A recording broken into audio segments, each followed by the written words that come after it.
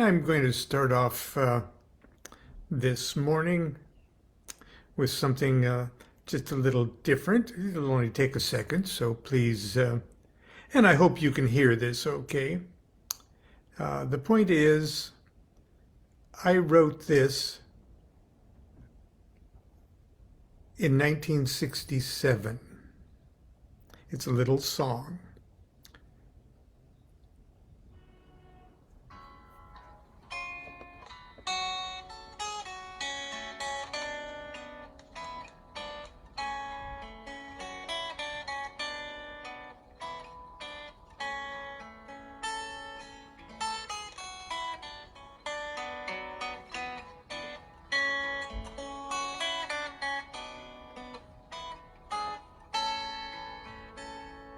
I am he who runs through all matter, mind, and spirit flow.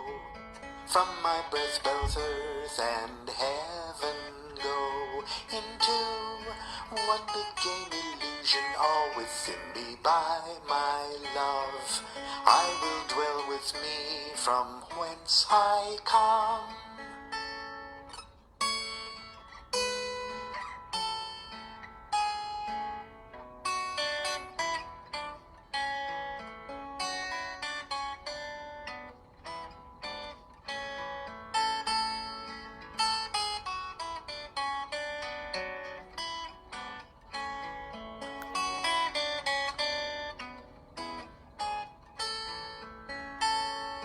I am he who runs through all matter, mind, and spirit flow.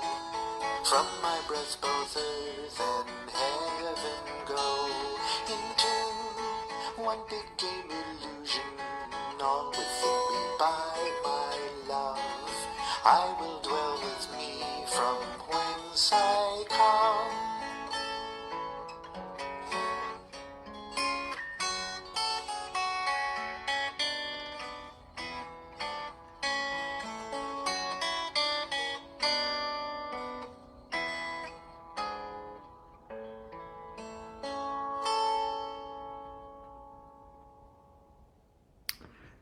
Now, I was 19 years old when I wrote that.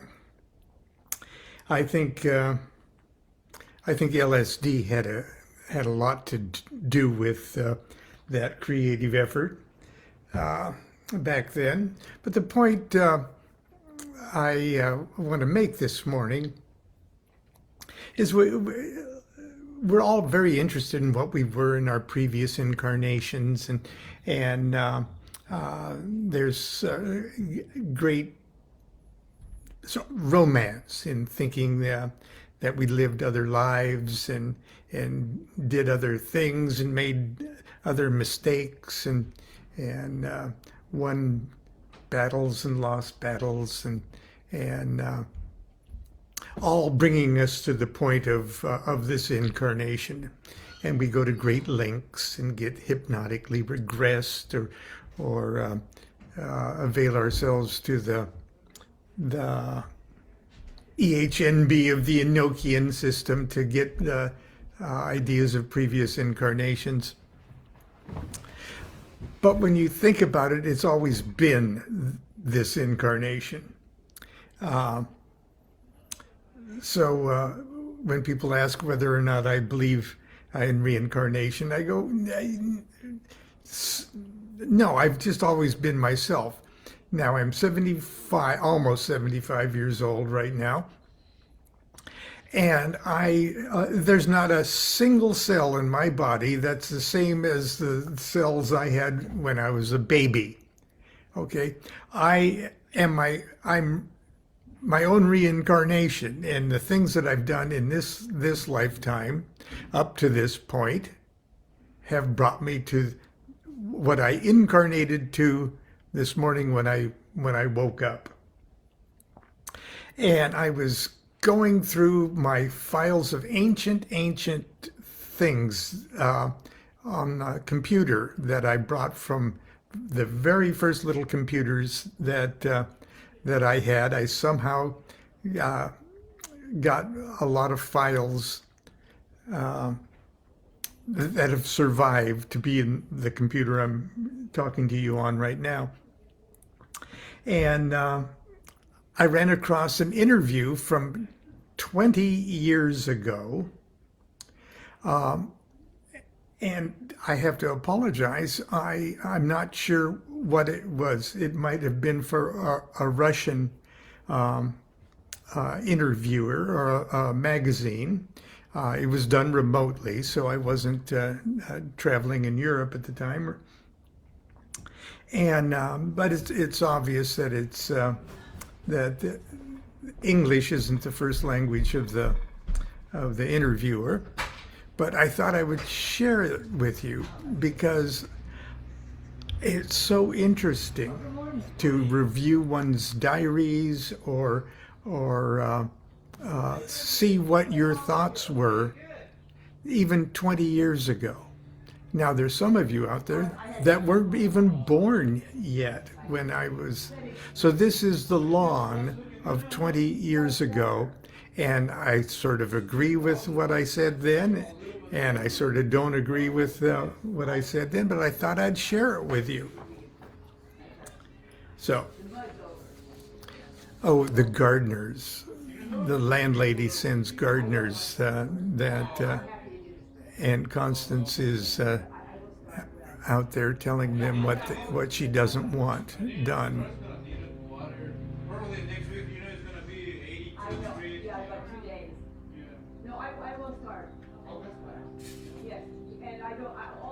Excuse me, she's telling them Constance doesn't like to have anyone do the gardening but her.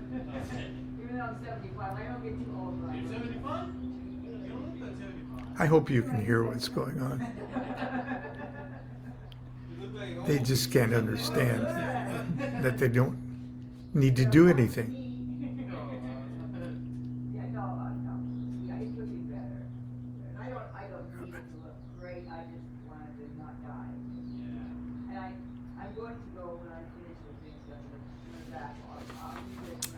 Because I can't continue while she's doing this.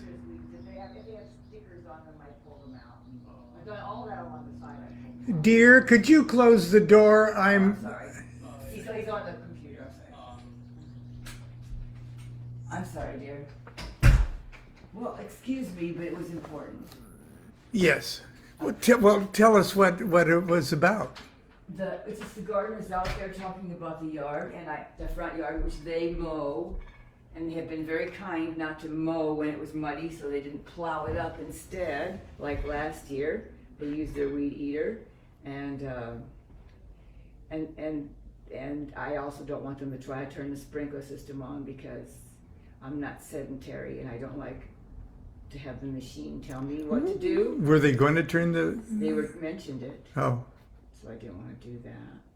So it's best that I immediately ran out and talked with him. Oh, that's not why I did it, because I had from my chores in the backyard, I had an ant crawling on my hand, so I took it out to the front porch.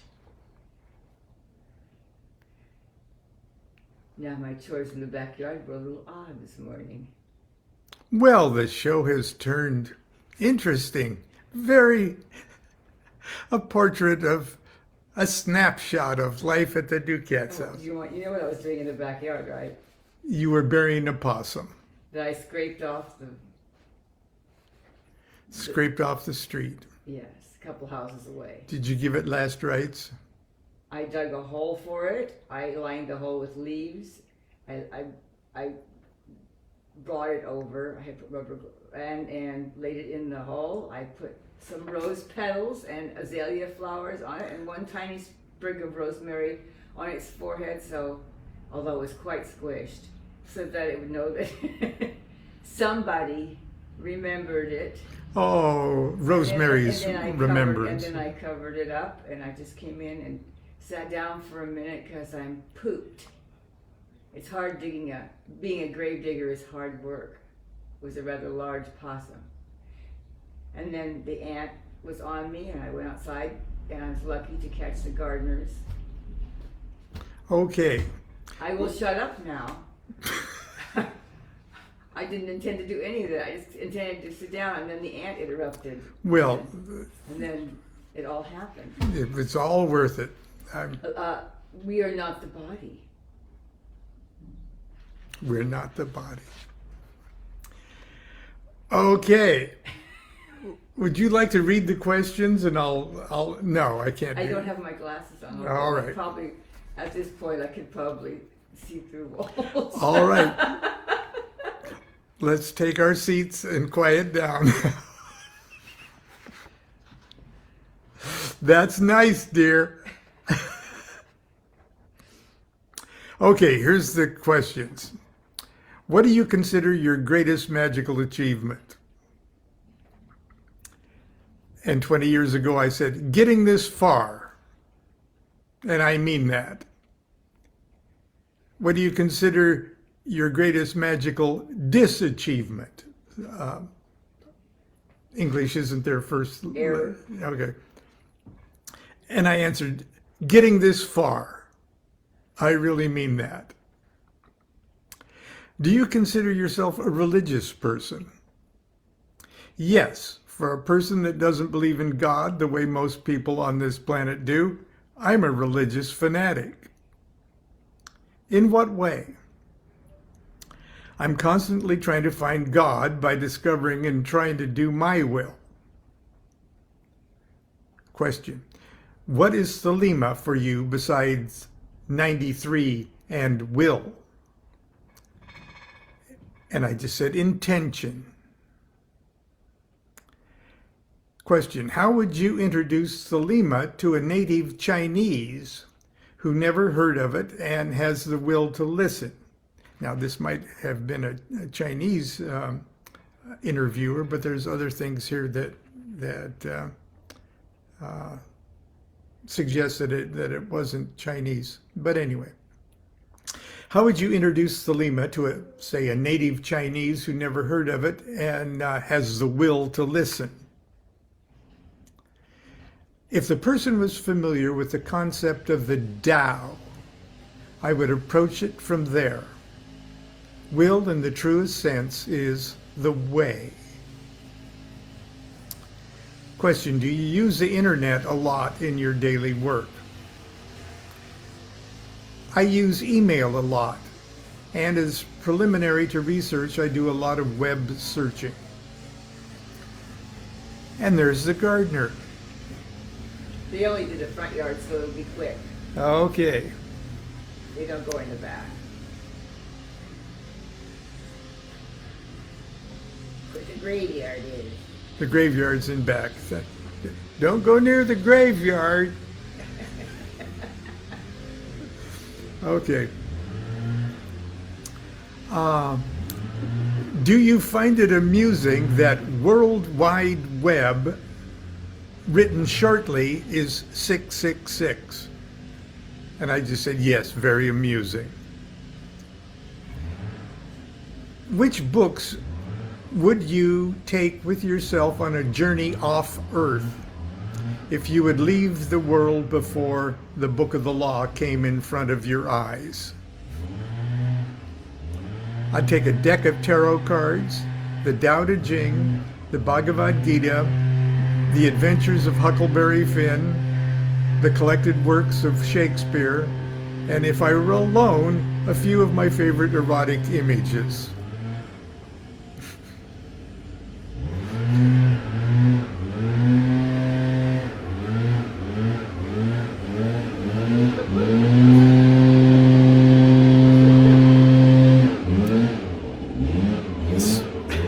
I'm amused. Speaking of Shakespeare, this whole show this morning is star-crossed. Okay. All right. Or blessed. Of course.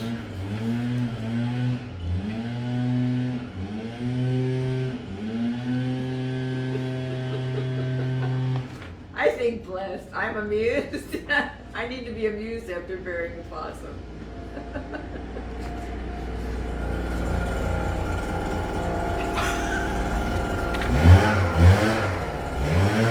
Well, blessed.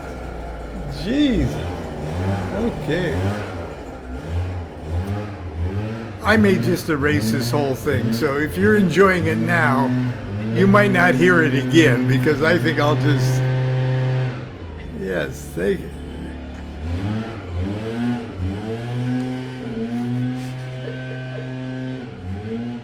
Okay. Where was I? What did our holy uncle Nietzsche mean by saying that God is dead?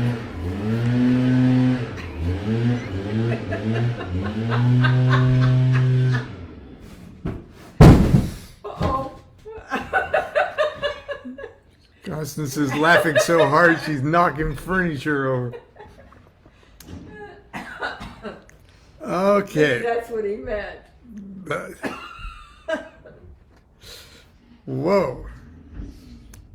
What he called him, my holy uncle, I think the interviewer is revealing themselves to be a Thelemite because Crowley referred to Nietzsche as sort of an uncle of Thelema.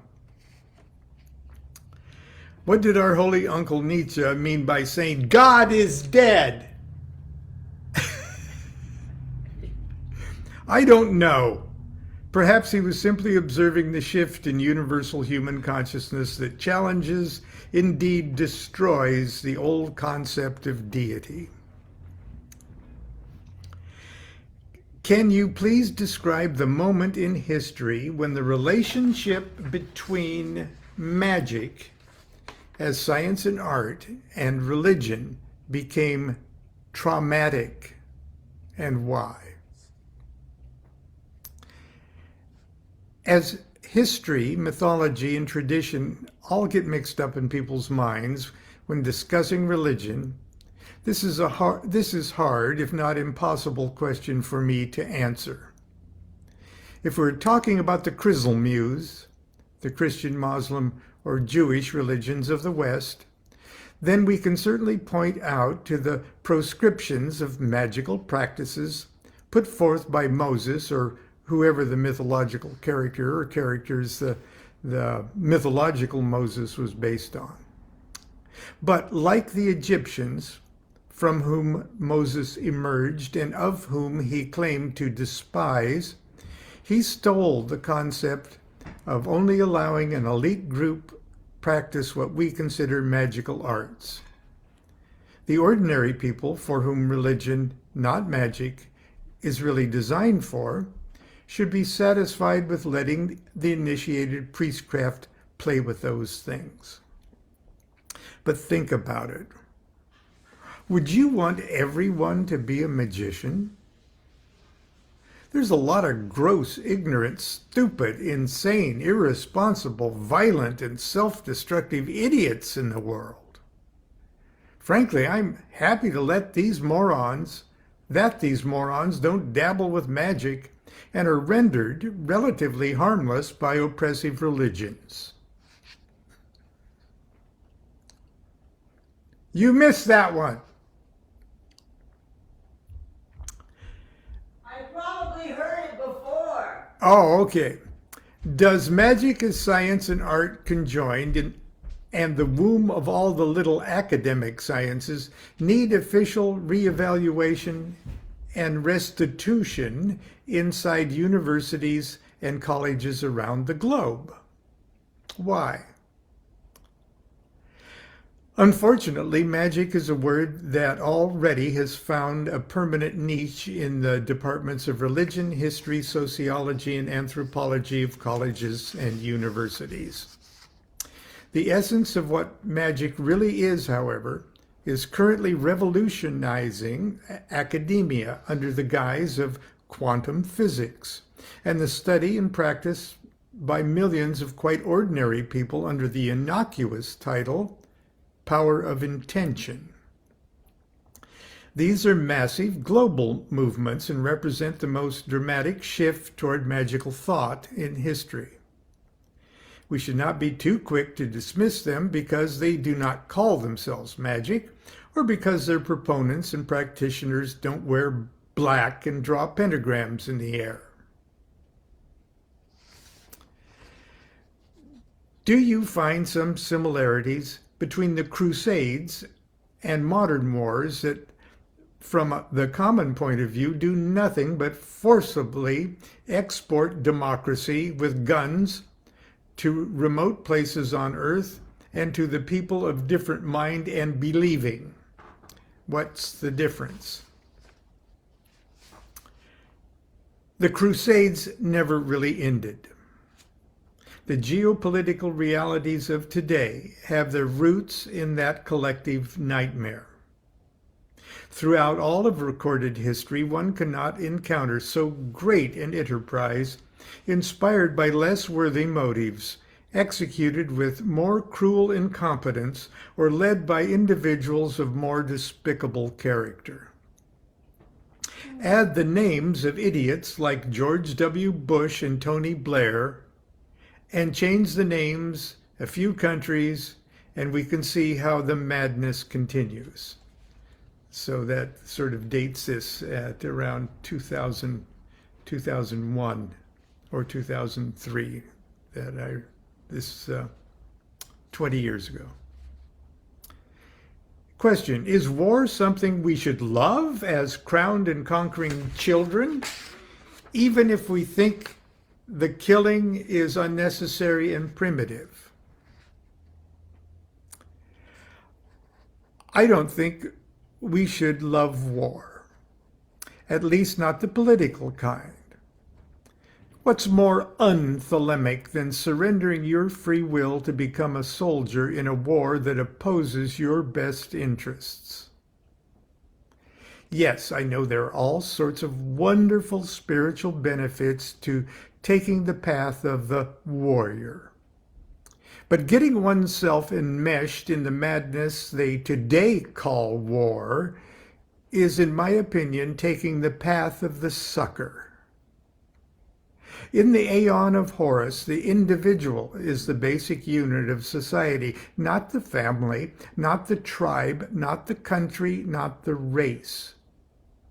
What's more unthelemic than throwing away your individual life for a manufactured cause? Of course, there are exceptions and circumstances where involvement in war could be unambiguously part of one's will, but it damned well better be. Question. What is the idea of these wars through the perspective of the third chapter of the Book of the Law? He's asking me to comment on the Book of the Law. So I answer, I can't comment on that.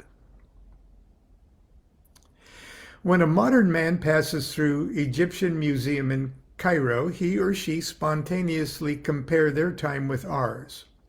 But when I think out, they had all except mobile phone, Mac, and WWW. On the other side, they didn't know democracy, Freud, and Christian ethics of guilt. Now tell me, please, are we stupider or wiser than old Egyptians? I don't know. Okay. Let's say you're invited to form an independent department of Western magic, science, and art studies at Cambridge University or Sorbonne with a decent salary and perfect freedom. Would you take such a job? In a heartbeat. Why? Because I'm just the guy that can do it. And you've never had a steady job. And I've never had it. I didn't tell him, and I've never worked an honest day in my life. That's not true. What's the difference between Catholicism, as understood by the Christians, and Catholicism viewed through the prism of the office of EGC Archbishop? Catholic simply means universal. And what's more universal than the magic formula that characterizes an aeon? Why is Aleister Crowley still a dangerous man and fountain of paranoia in ordinary Western mind? Because not everyone is intelligent enough, educated enough, open-minded enough, interested enough, courageous enough to do a little honest homework on the subject. Question: do you think he enjoyed being accused as the wickedest man on earth? Answer: up to a point, I think he really loved it. What's the relationship between old Freemasonry and OTO now? Now? None. Absolutely none, except to show how good ideas can become better. In your opinion, can we say that Enochian magic is the patent, or the pattern, I guess, of Dean Kelly? I guess patent, he means sort of like copyright. Yeah. Is it their stamp? Is it the patent of Dean Kelly, or was it in use before the Renaissance? Who might possess keys beside Enoch? While it's clear that Dee and Kelly were not starting from scratch, for the most part, the body of material we call Enochian today came through Dee and Kelly and developed by the Golden Dawn, Crowley, and modern practitioners. Question: what is the relation of OTO with other Western non-Christian or pagan traditions, like Wicca or Voodoo, for example? Is there any dramatic similarity, or is there just a non-Christian attitude that connects them under the Western formula of Stairway of Heaven? Stairway to Heaven. The OTO enjoys cordial, informal relationships with people and leaders of many traditions with whom we share common goals and interests. Should magical knowledge be institutionalized at all outside the true magical orders who are inspired by good tradition and dignity? Why? Oh, I think it already is, and I'm glad. The mysteries keep themselves secret and need to be discovered by each individual. This can be done either within or without institutions and orders. And final question. The revelation of Enochian magic and the law of Thelema in the context of Christianity looks like too many mighty claws that tear apart the illusion of old dying God and religion. What is the difference and what similarity of Enochian on one and Thelemic magic on the other side, if looked upon as two different new aeon systems of magic and self-initiation? The spiritual universes revealed to Dee and Kelly during their Enochian operations was a shocking departure from the Christian worldview of the day. But, in my opinion, it was a matter of the Spirit simply revealing the way things are, rather than announcing an age-changing shift in magical formulae. Crowley's use of the system in the series of operations, chronicled in The Vision and the Voice, is a magnificent example not only of how one aspect of Enochian magic can be used as a process of self-initiation, but also how, in the hands of a prophet, can serve as a tool of universal revelation. This does not, however, make Enochian magic Thelemic per se. Enochian magic, like all magical systems, is only the magic of Thelema when the magician is a Thelemite, and his or her operations and intent are in harmony with the Thelemic formulae. And thank God that's the end of today's show. And that's how I was answering questions 20 years ago. Tomorrow we'll do something else. She's twitching her nose like a possum in articulo mortis.